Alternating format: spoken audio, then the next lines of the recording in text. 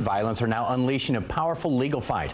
Video from Halloween shows the chaos in downtown Orlando when someone started shooting into a crowd, killing 2 people and leaving others hurt. Fox 35's Randy Hildreth is live with that story. So Randy, you were there when loved ones announced their next move. Yeah, good evening to you, John. At that news conference today, you could feel the emotion from the parents, and they plan to file those lawsuits this month, which happens to be Gun Violence Awareness Month. We also heard from their attorneys who said when they file this lawsuit, they want to get answers and they want accountability.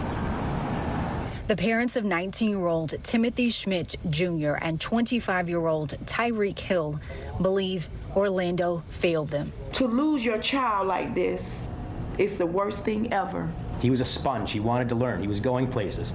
That's who he was, and that's who was taken from us that night. The families, along with their attorneys, are announcing the intent to file a negligence security lawsuit and a wrongful death lawsuit. They plan to sue the city of Orlando, the Orlando Police Department, and several private organizations allegedly involved in last year's downtown Halloween celebration. Orlando needs answers from their government and from this entertainment district, and most importantly, Teresa and Tim need answers. Schmidt and Hill were killed in that shooting. 7 others were injured by gunfire, and 1 person was trampled. 17-year-old Jalen Edgar was charged with first-degree murder and attempted first-degree murder. OPD estimated between 50 to 100,000 people were downtown at the time. They say nearly 100 officers were in place to manage crowds.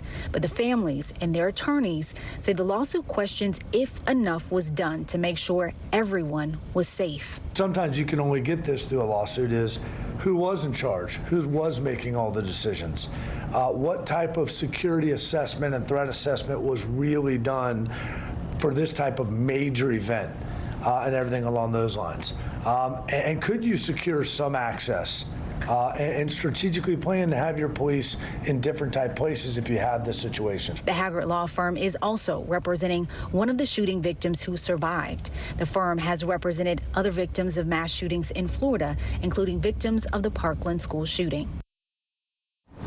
We reached out to the city of Orlando. They say they do not comment on pending litigation. We have not heard back from the Orlando Police Department. You may remember we previously talked about how security has changed downtown after Florida passed its concealed carry laws. Coming up new at 6, the attorneys weigh in on that. Plus, new at 6, how the families are honoring their children's legacies now. I'll send it back to you live tonight. Randy Hildreth, Fox 35 News. Randy, thank you.